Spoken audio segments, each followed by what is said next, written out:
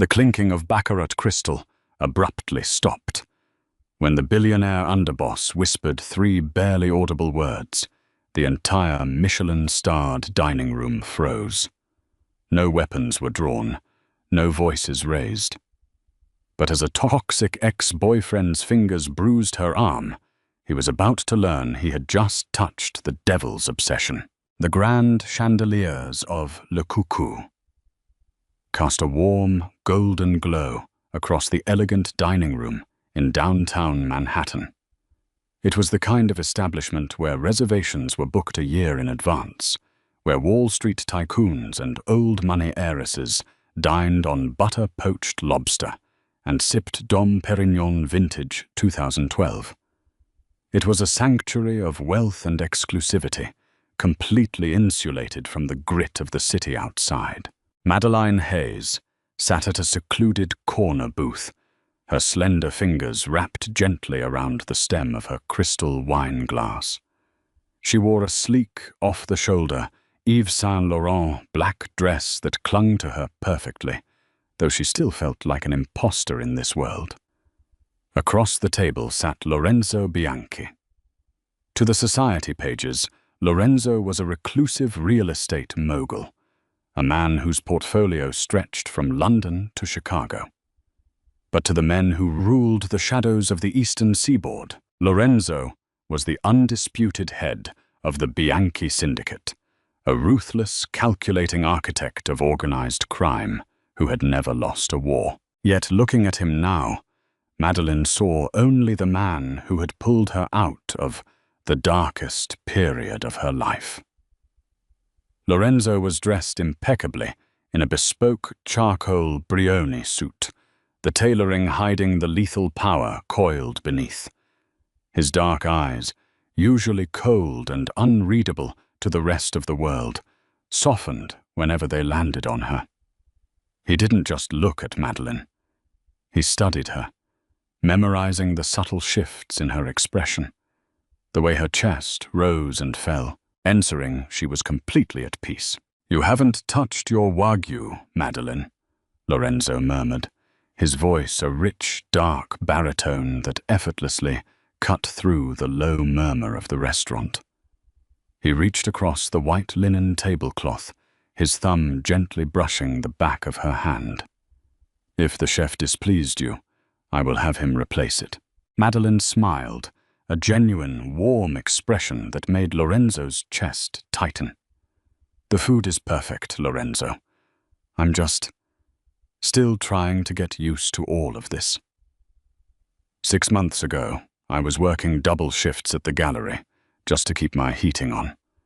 Now I'm sitting in one of the most expensive restaurants in New York. "You belong wherever you wish to be," Lorenzo replied smoothly, his gaze unwavering. "Never doubt that."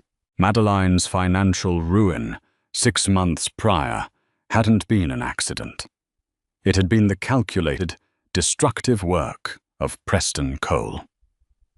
Preston, a mid-level hedge fund manager with a silver tongue and a cocaine habit, had been her boyfriend for 3 years. He had manipulated her, drained her savings under the guise of an investment opportunity in his failing firm, and then abandoned her with a mountain of debt when he found a wealthier woman to leech off of. Preston had shattered her confidence, leaving her terrified of her own shadow. It was only by sheer coincidence, or perhaps fate, that Lorenzo had purchased the gallery where Madeline worked, quietly stepping into her life and methodically piecing her back together. Lorenzo knew about Preston. He knew everything about Madeline's past. He had chosen, for Madeline's sake, not to paint the streets of Manhattan with Preston's blood. He wanted her to heal, not to be surrounded by the violence of his true profession. But Lorenzo's restraint was a fragile, volatile thing. The heavy oak doors of the restaurant swung open. The maitre d', a polished Frenchman named Claude, stepped forward with a strained smile as a loud, boisterous group entered. At the center of the group was Preston Cole. Preston's face was flushed, smelling faintly of Macallan 18 and arrogance. He wore a flashy, off-the-rack suit that desperately tried to mimic the wealth in the room, a garish Hublot watch sliding down his wrist. He was laughing too loudly, trying to impress the two junior associates flanking him. Madeleine didn't notice him at first. She was too captivated by the story Lorenzo was telling her about his childhood in Sicily. But Lorenzo noticed. The Mafia boss's peripheral vision was trained for threats. He saw the loud, stumbling man at the front of the restaurant, and within a fraction of a second, Lorenzo's eidetic memory pulled up the dossier his men had compiled months ago. Preston Cole. The temperature at their table seemed to plummet 10 degrees. Lorenzo's face went completely blank, an expression his lieutenants knew meant imminent devastation. Preston, scanning the room to loudly demand a better table, suddenly stopped. His bloodshot eyes locked on to the corner booth. He saw Madeleine. He blinked, stunned by how breathtaking she looked, dripping in understated luxury. Then his shock morphed into a twisted, possessive rage. How dare she look so beautiful? How dare she sit in a restaurant he could barely afford, looking like a queen, while his own fund was secretly hemorrhaging money? Ignoring Claude's frantic attempts to guide him to a table, Preston marched across the dining room, his heavy footsteps disrupting the sophisticated ambiance. Madeleine finally looked up, all the color instantly drained from her beautiful face. The wine glass in her hand trembled. "Well, well, well," Preston sneered, coming to a dead halt at the edge of their table.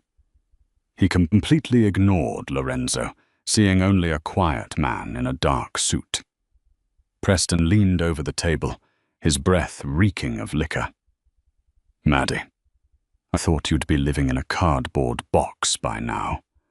Found yourself a sugar daddy to pay off those loans I left you with?" Madeleine shrank back, the old trauma crashing into her chest like a tidal wave. "Preston, please, leave me alone." "Leave you alone?" Preston barked, his voice drawing the startled glances of wealthy patrons at neighboring tables. "You owe me, you ungrateful little—" Before the curse word could leave his mouth, Preston reached out with shocking speed and grabbed Madeleine's left arm, his fingers digging viciously into her soft skin. He yanked her upward, trying to physically intimidate her, a sick smile of dominance on his face. Madeleine let out a sharp gasp of pain, her chair scraping harshly against the hardwood floor. At that exact moment, time in the restaurant ceased to exist. Lorenzo Bianchi did not yell. He did not jump over the table, nor did he smash a bottle over Preston's head. Men of his caliber did not need to perform violence. They orchestrated it.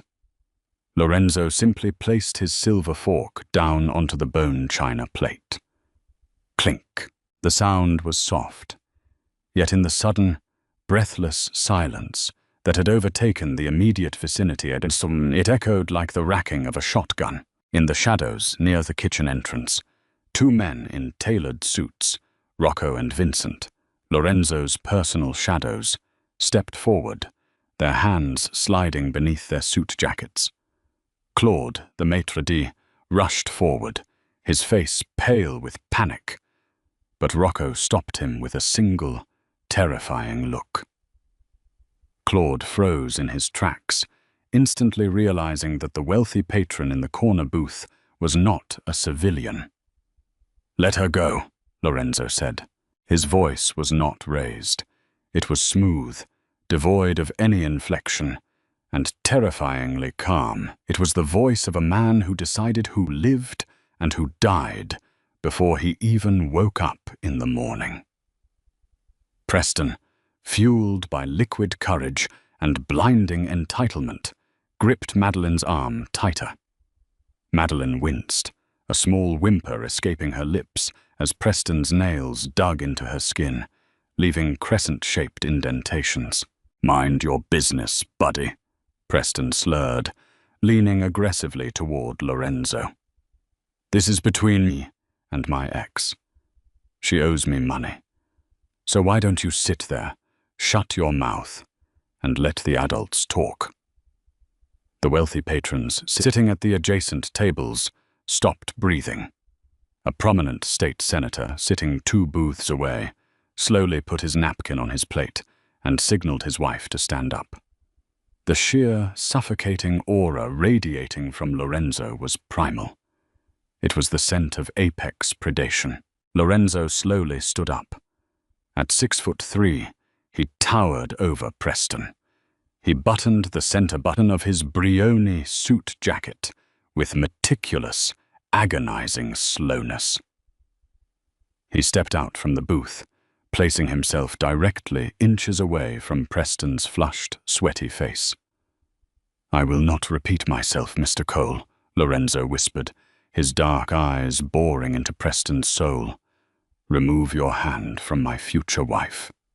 Now."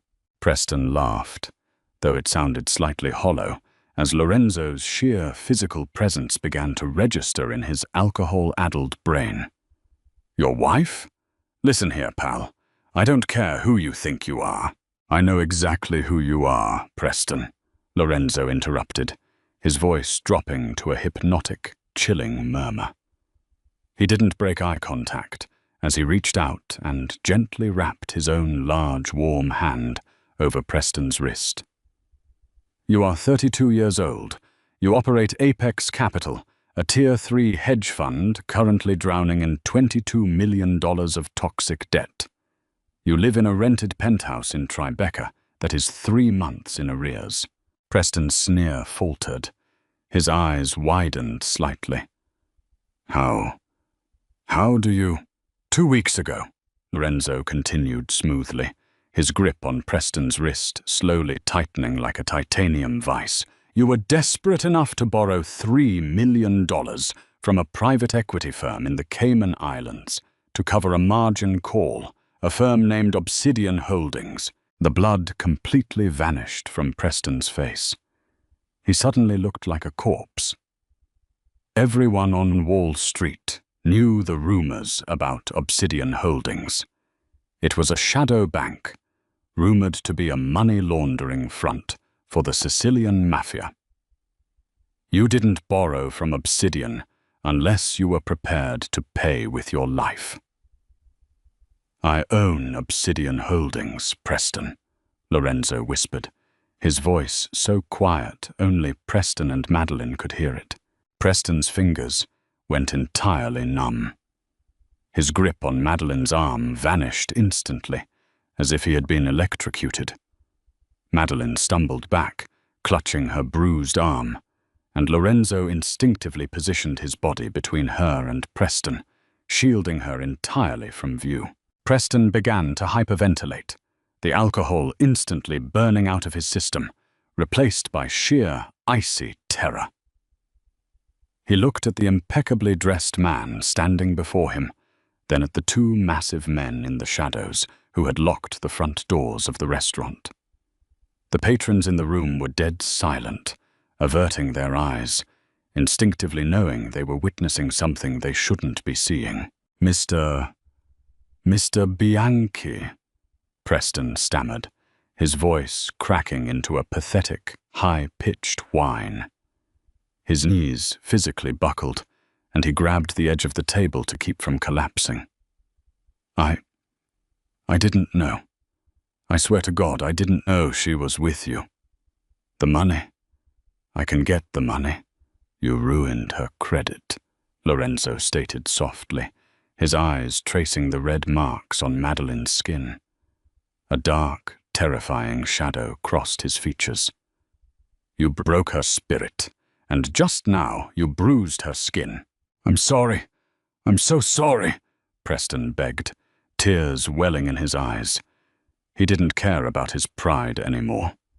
He was standing in front of a ghost story, a man who could make him disappear without leaving a single trace. "Please, I'll do anything. I'll leave the city. You'll never see me again." Lorenzo didn't look at him. He turned to Madeline, gently taking her bruised arm. He pressed a soft, lingering kiss to the red marks on her skin, completely ignoring the trembling, sobbing man beside them. "Claude," Lorenzo spoke, not raising his voice. The maitre d' practically materialized beside them, trembling like a leaf. "Yes, Monsieur Bianchi."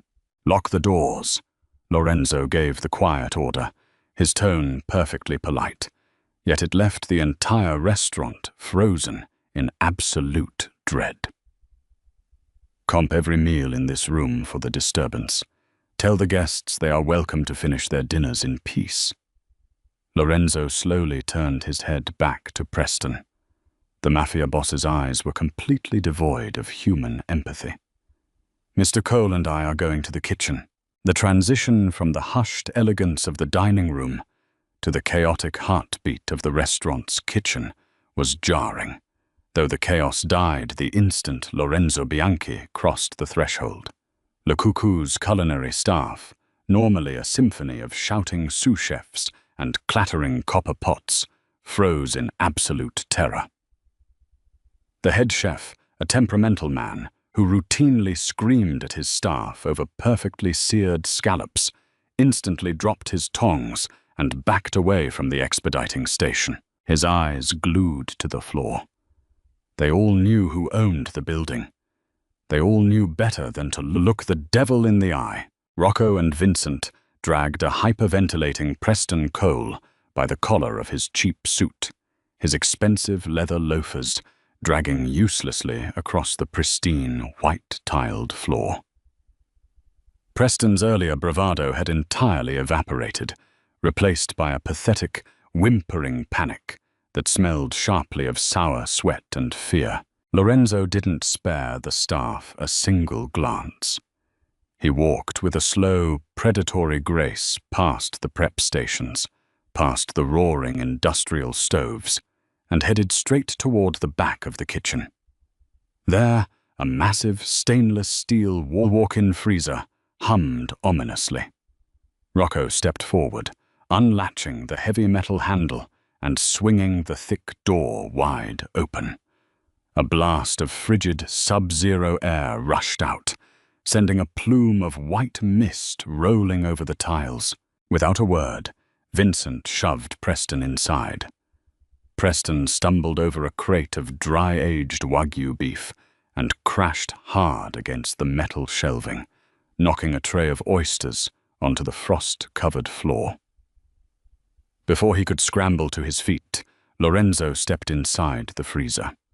Rocco pulled the heavy door shut behind them, the loud metallic clank echoing like the slamming of a prison cell. The temperature was an unforgiving -20 degrees.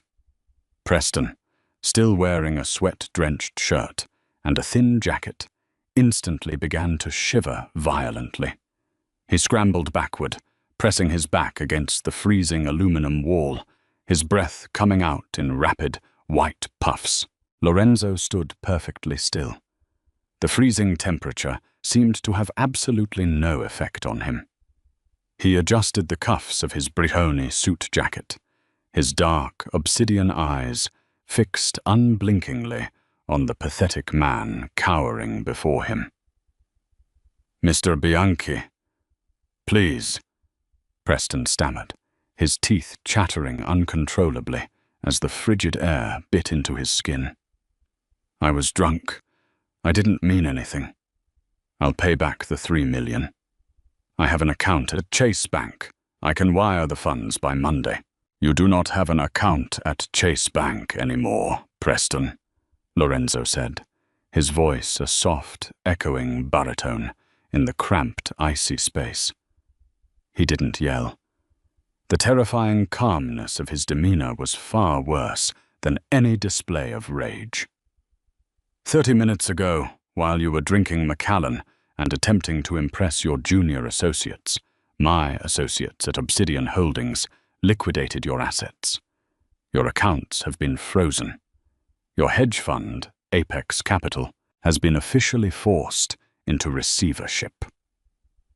Your penthouse lease at the Greenwich Hotel has been terminated by the landlord, effective immediately. Preston's eyes bulged, a look of sheer, unadulterated horror washing over his blue-tinged face. No, you can't. My money. You are bankrupt, Preston, Lorenzo continued, taking one slow, deliberate step closer. But financial ruin is merely the consequence of your debt to my firm. It is not the consequence for touching Madeline. Preston scrambled to his knees, his hands clasped together in desperate prayer. I'll never go near her again. I swear on my mother's life. Just let me walk away. You think you merely broke her heart and ruined her credit?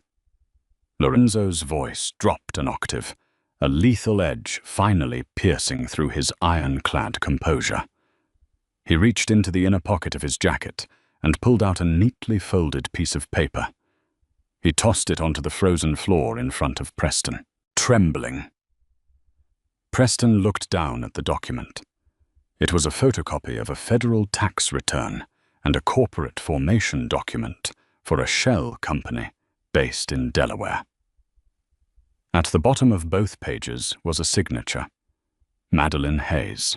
My security team did a deep dive into your failing fund when I met Madeline, Lorenzo whispered, stepping so close that the toes of his polished Oxford shoes touched Preston's knees. You didn't just leave her with credit card debt. You forged her signature on federal documents. You made her the primary guarantor for a shell company you used to embezzle client funds.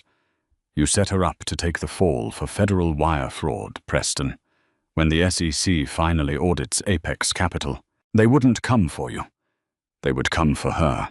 Preston's jaw dropped. He had thought he covered his tracks perfectly. He had thought Madeline was too naive, too trusting, to ever find out until the FBI knocked on her door. I was desperate. I was going to fix it. I have already fixed it, Lorenzo stated coldly. The documents have been scrubbed. The shell company has been legally transferred into your name, with your authentic digital signatures. The SEC will receive an anonymous tip regarding your embezzlement on Monday morning. Lorenzo slowly crouched down, bringing his face inches from Preston's terrified, tear-streaked face. The Mafia Boss reached out, his warm, powerful hand wrapping around Preston's throat. He didn't squeeze hard enough to strangle him, but enough to let Preston feel the undeniable, lethal strength in his grip. You are going to take the fall, Preston, Lorenzo murmured, his breath ghosting over Preston's freezing skin. You are going to plead guilty to every federal charge they throw at you. You will not mention Madeline. You will not mention me. If you do, or if you ever try to contact her again. Lorenzo's thumb pressed lightly against Preston's carotid artery. I will not send my lawyers.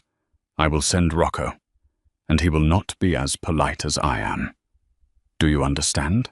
Tears froze on Preston's cheeks as he frantically nodded his head, a choked sob escaping his throat. Yes, I understand.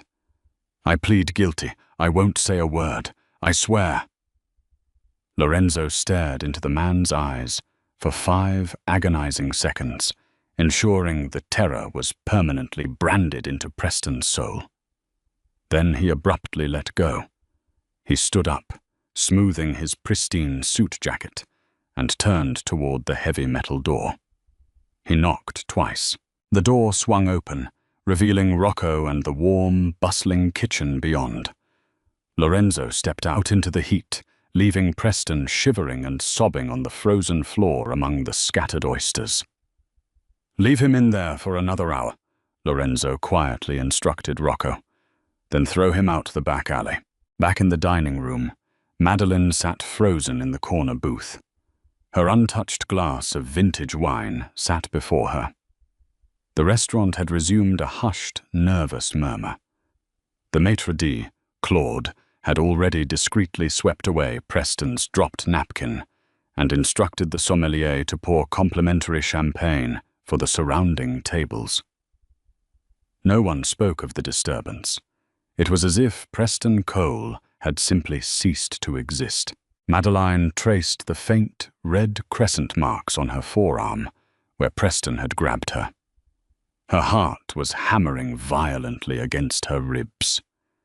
She had always known, abstractly, who Lorenzo was. She had Googled the Bianchi family name when they first met. She had seen the rumors, the whispers of organized crime, the syndicate that controlled the East Coast. But Lorenzo had always been so gentle with her, so impeccably polite, treating her like a fragile piece of porcelain. She had allowed herself to forget the predator lurking beneath the tailored suits. Tonight, the mask had slipped.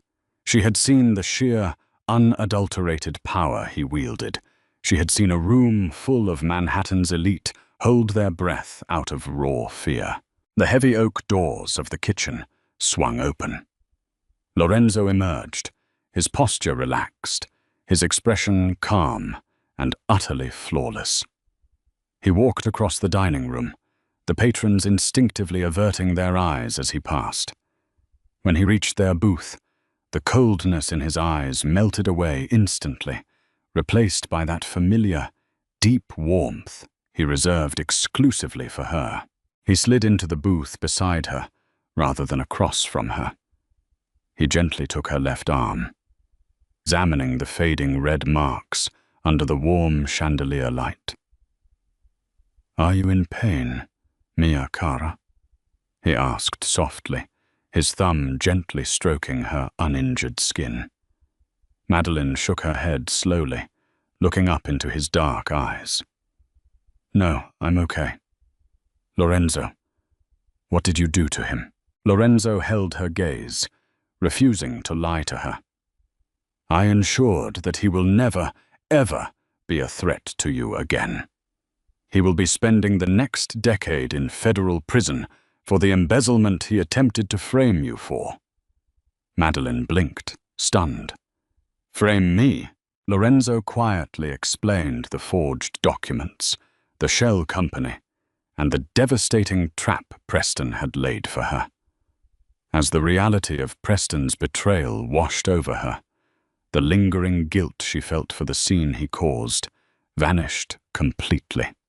Preston hadn't just been a bad boyfriend.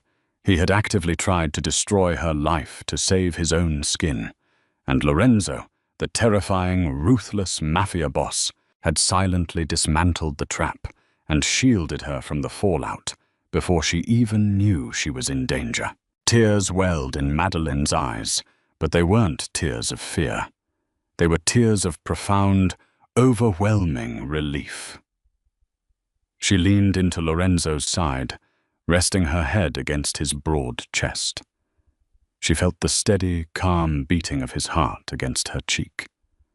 "Thank you," she whispered, her voice trembling slightly.